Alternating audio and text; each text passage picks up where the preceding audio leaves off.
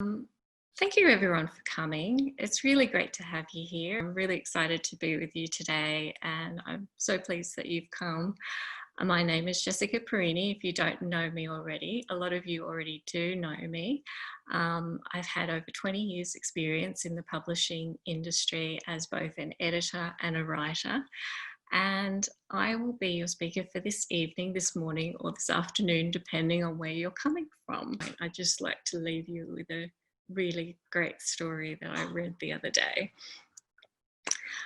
If you're a creative, whether you're an author, a writer, visual artist, whatever it is, use your skill and passion. I want to tell you the story of Some Kind Press during the coronavirus. This is a press that has been set up by a couple of writers.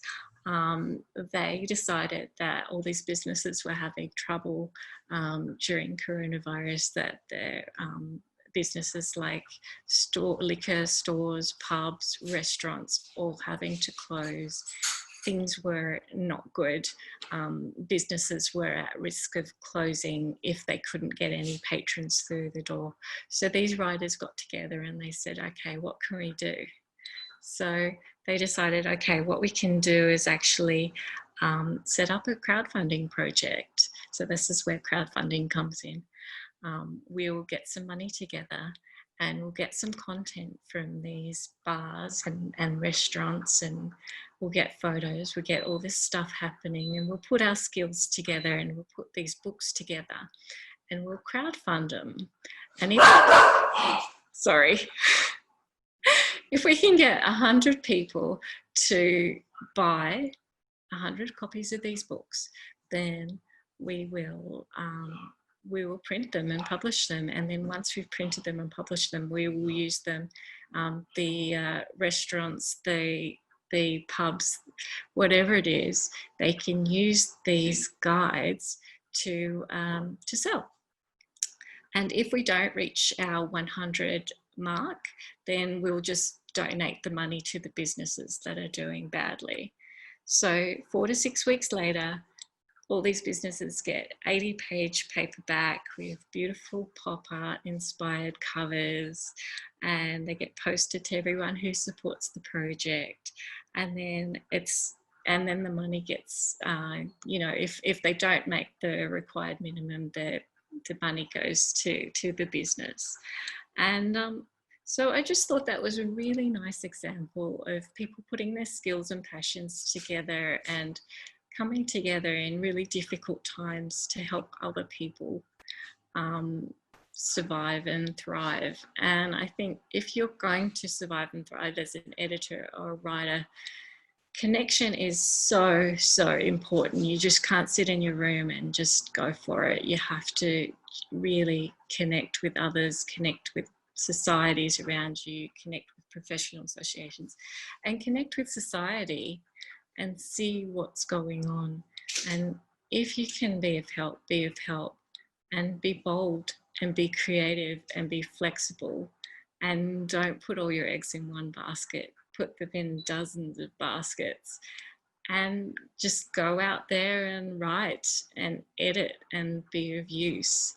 And yeah, that's really all I wanted to say today, and I've managed to say it in an hour and 20 minutes, so forgive me for going on, but this is my passion, and I'm so glad that you could come and share that with me today.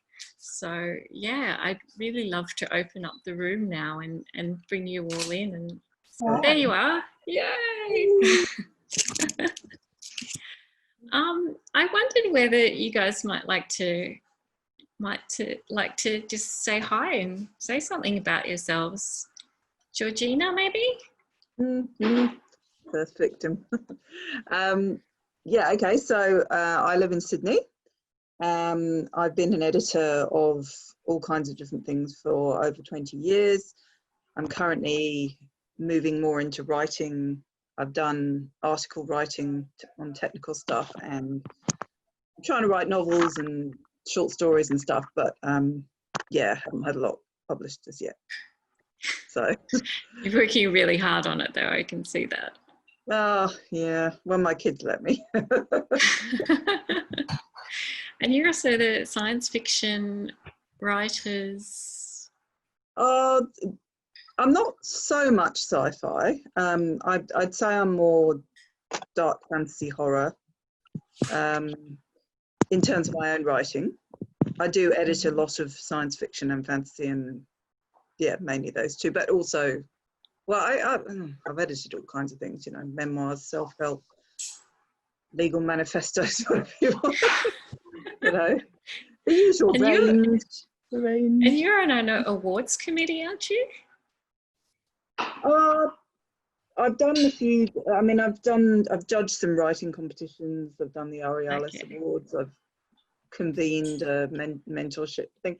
You know, I sort of throw myself into everything and then have meltdowns about how overloaded I am. Yeah. We've all been there. And then go, oh, I have no time to write. I wonder why. Yes, so I'm trying to be strict this year. Being strict. Common story. Common story. Yeah. Steve, do you want to talk a little bit about your background? Because you have a lot of experience with educational publishing. Oh, where do I begin? I've been doing this for about the best part of a quarter of a century, so it feels like quite a long time. Before that, I was in-house as an editor for 5 years. Yeah, so I work in languages publishing, mostly English as a foreign language these days. I started off doing more German stuff, but yeah, and I seem to have fallen into my little niche, which works quite well for me.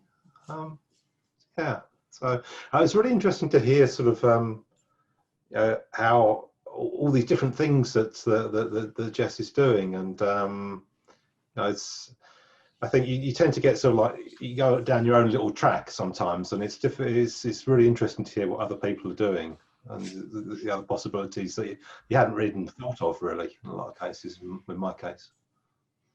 Yeah, it's good to hear from other people what they're doing.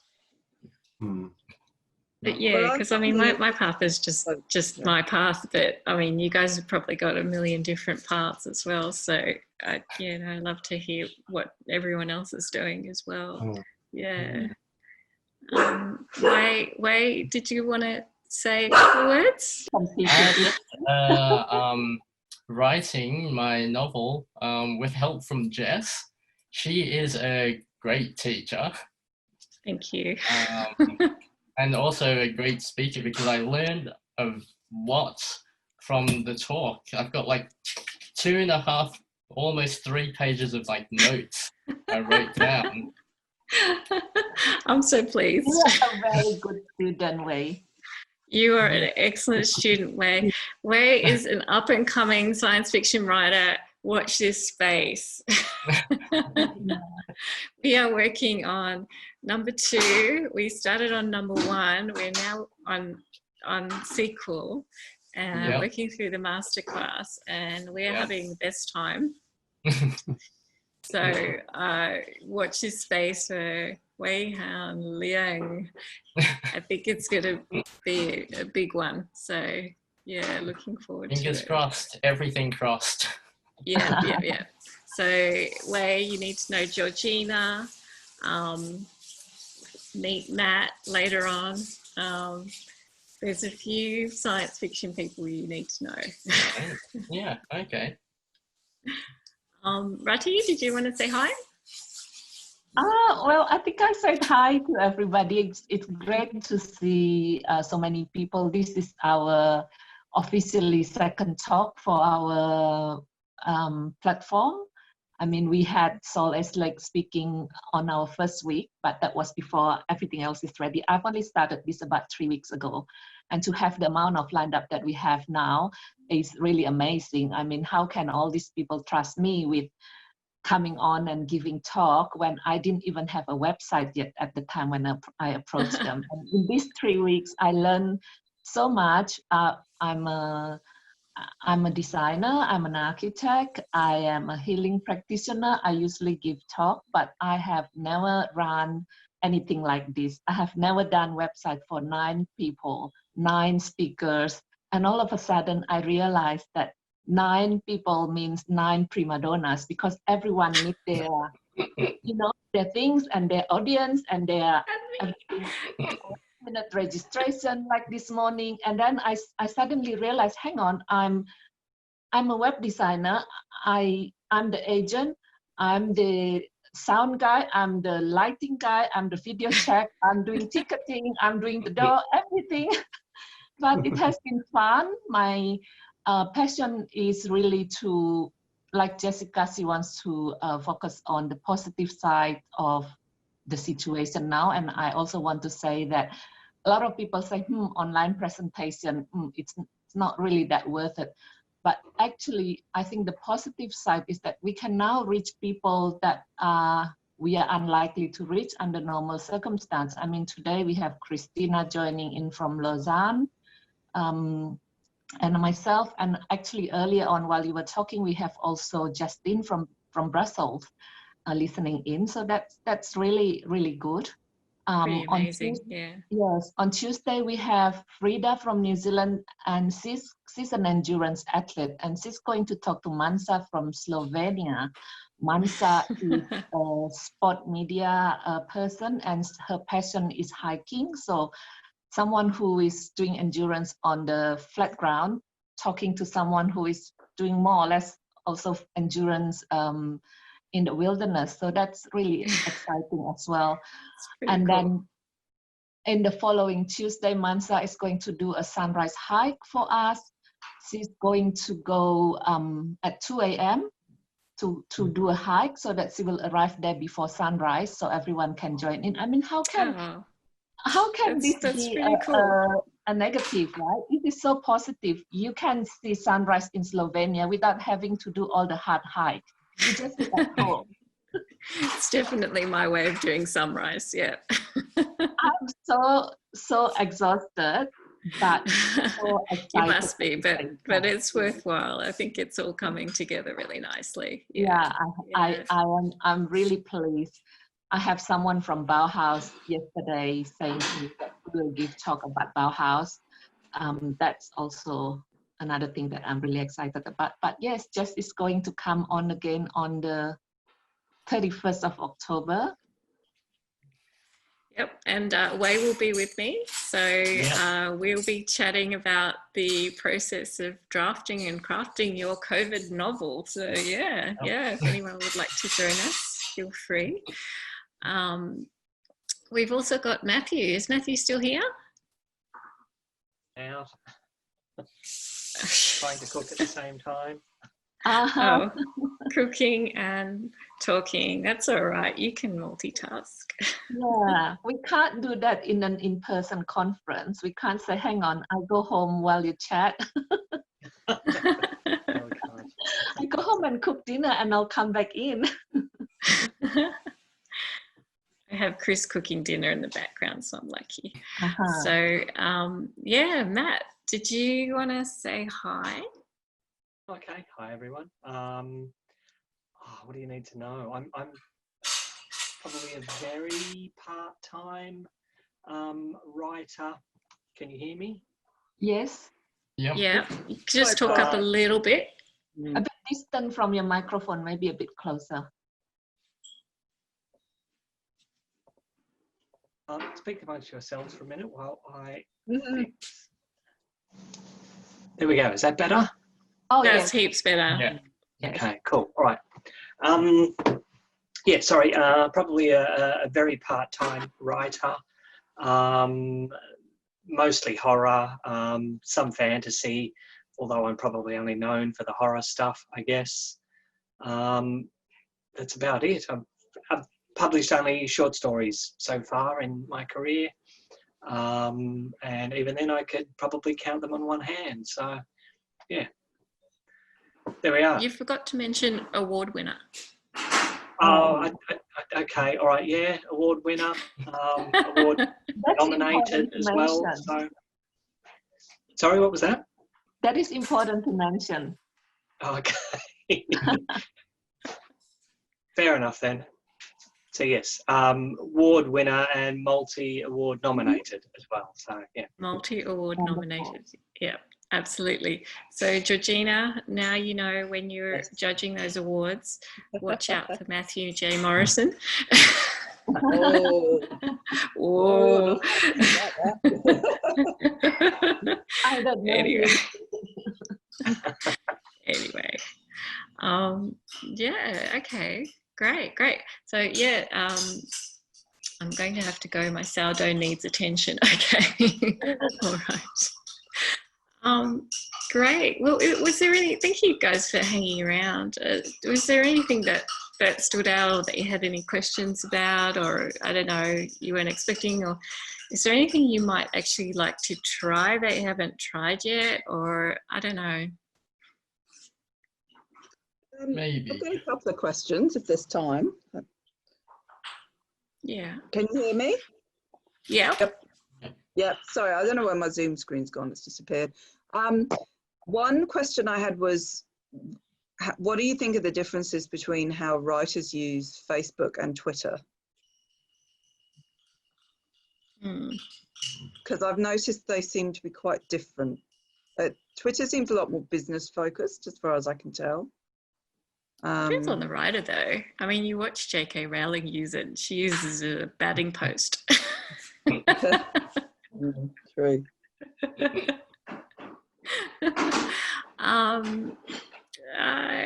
Yeah, it's a good question. I think it depends on the writer. I mean, I know some really creative writers who just use it as fun, just a fun repartee kind of stuff, you know.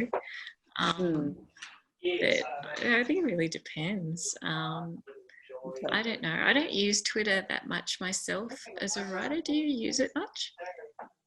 I used to, but I sort of got fed up with it, and Facebook was a lot more fun. Yeah, me Maybe, too. again, that's how I use Facebook, so I don't know. Yeah, I find Twitter quite limiting. I actually prefer, I like to tell my authors to use Twitter to practice their writing, because I really love the 280 word limit. It just really hones your writing, and I think a lot of people need honing. Yeah, no, yeah, it's true.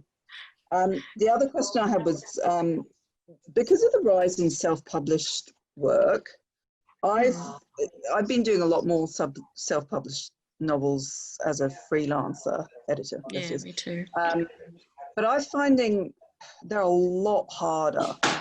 Like the work, they're often not as well written, and they require a lot more intensive work on them, to the point where I'm actually thinking this is just taking me so long. Whereas publishers, I tend to find that a lot of it's not done already. I mean, obviously it still requires editing, but it's far more straightforward. It's at that higher level. So yeah, I'm wondering absolutely. if you found that, and how you sort of balance the payoff between, like, I'm getting more self-published work, but I'm spending a lot longer on it. So I'm kind of wondering how much it's worth it. Yeah, I tend not to quote on, like, in Readsy, I get a lot of self-published stuff, or people who want to self-publish, and they go, I want developmental editing, I want assessment, I want structural editing, I want copy editing, I want proofreading, and I want you to quote on everything today based on this sample, which is terrible. And I just find I say, look, I really, really, really don't want to quote on 5 different services for you at this stage, because I don't know how you're going to respond to my feedback, and I don't know how quick a learner you are. So if it's someone like Wei, who's right here, really quick learner, will pick up something very quickly and adapt, and then we'll come back with something better. Whereas some stranger off the street can just not listen to anything you say. You give them a whole bunch of stuff that they don't agree with, and then they don't use half the advice, and then they come back with something that's really mediocre.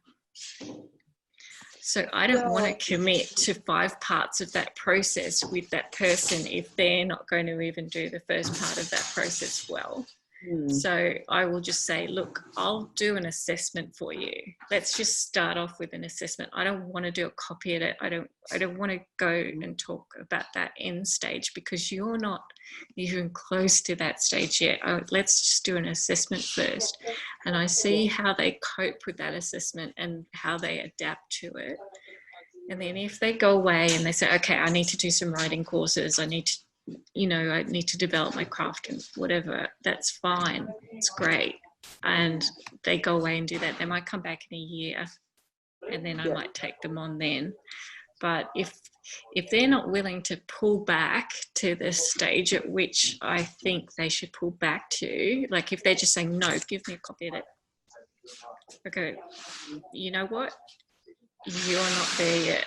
And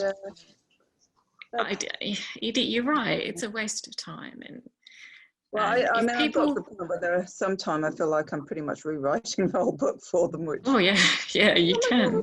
Really? You feel like you're ghostwriting sometimes, yeah. I actually think, maybe I should get into ghostwriting. Does it pay better? Yeah, do yeah, because you get paid a lot more money for it. Oh, good. Right, well, that's next then. Yeah. So I would say, like, if you see something like that and they want a copy edit or a proofread, and you'd stop the recording now, Artie, that's fine.